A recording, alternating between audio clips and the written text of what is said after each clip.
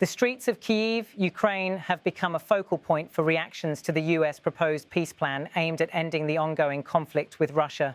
The proposed plan, which has sparked significant debate and concern among Ukrainians, would allow Moscow to retain territories it has occupied since the conflict began and gain further land currently controlled by Ukraine.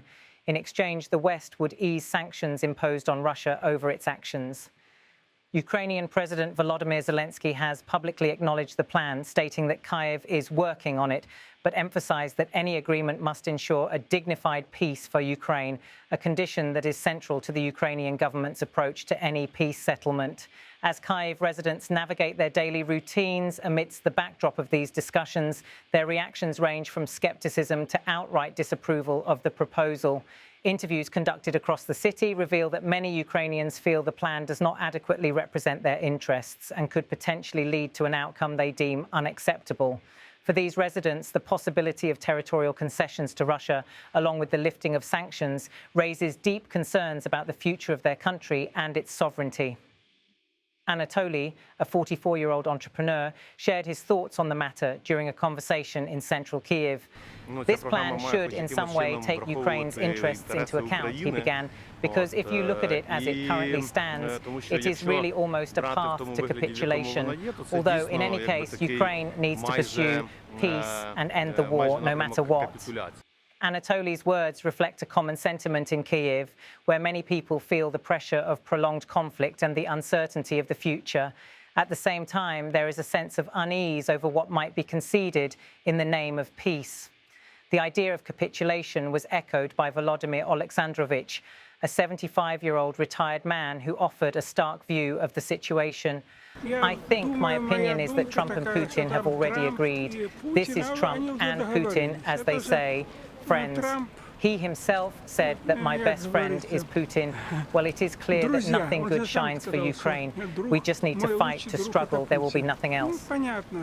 Alexandrovich's comments reflect the deep mistrust many Ukrainians feel toward both US and Russian leaders, perceiving the political dynamics between them as detrimental to Ukraine's interests.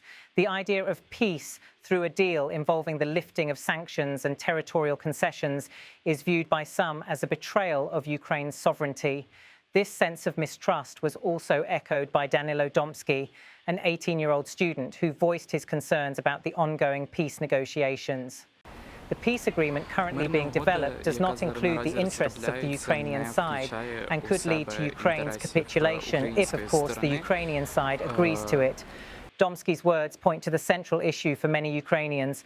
The terms of the peace agreement, as they stand, do not seem to take Ukraine's territorial integrity and sovereignty into sufficient account. This, combined with Russia's continued territorial expansion, raises alarms that the country could be forced to accept terms that would leave it weakened and vulnerable.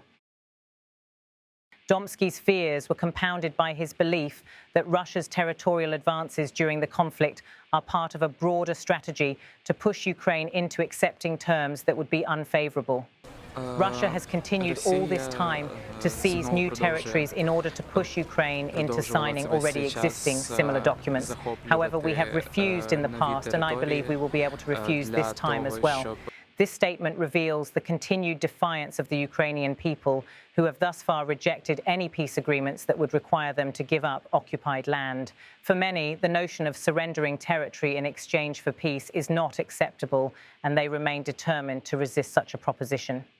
Yanina, a 41-year-old atelier owner, also shared her perspective on the motivations behind the proposed peace plan. It seems to me that this is happening because Trump can't sit still, and in reality he needs to maintain his image for his people. He promised that he would end the war, and he is trying very hard to do so. The methods he uses don't really matter to him. The main thing is that it happens as quickly as possible.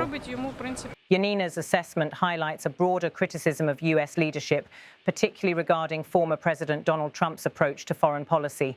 From her perspective, the rush to end the war might be driven more by political considerations in the United States, rather than a genuine concern for the well-being of Ukraine or the preservation of its territorial integrity. Yanina's comments also raise a fundamental issue that resonates deeply with many Ukrainians: the perception that the international community, including the United States, is eager to bring an end to the conflict, often at the expense of Ukraine's national interests. While peace is a goal for many, the fear of being forced into a deal that leaves Ukraine compromised is a recurring theme in public sentiment. Further frustration over the proposed peace plan was expressed by Yanina, who, like others, felt that no significant concessions were being made by Russia in the discussions. Russia has its own conditions and Ukraine has its own conditions. No one wants to make concessions. And in reality, neither Russia nor we will give in. In fact, it seems to me that there might not be a peace agreement at all. We'll talk, part ways, and continue doing what we've been doing. Yanina's resignation to the possibility of no peace agreement reflects a widespread feeling of futility among some Ukrainians who believe that negotiations may not lead to a lasting solution. This view is shared by those who feel that the fundamental issues between Ukraine and Russia, namely Russia's territorial ambitions and Ukraine's sovereignty, cannot be reconciled through mere diplomatic talks. Despite these fears and frustrations, there remains a sense of determination among many in Ukraine to continue resisting Russia's advances, regardless of the international pressure to accept a peace agreement.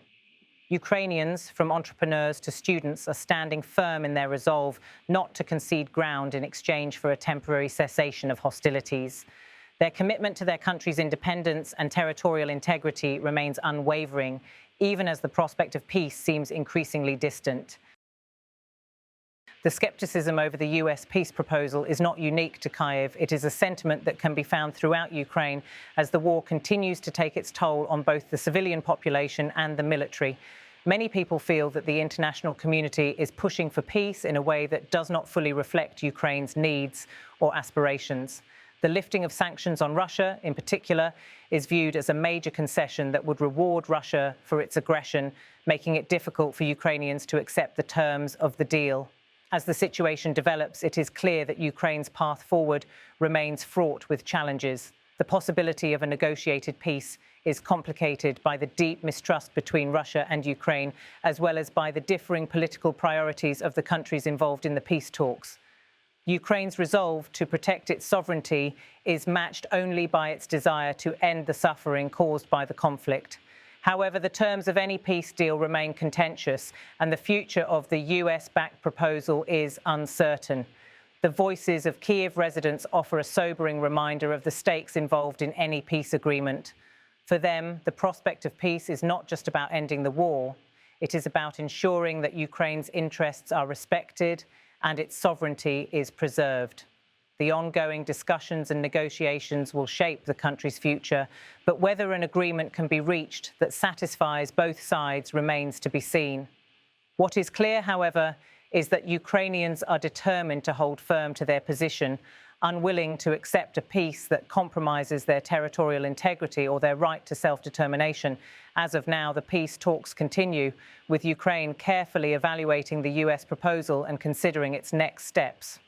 While the desire for peace remains strong, it must be achieved on Ukraine's terms, not at the expense of the country's sovereignty.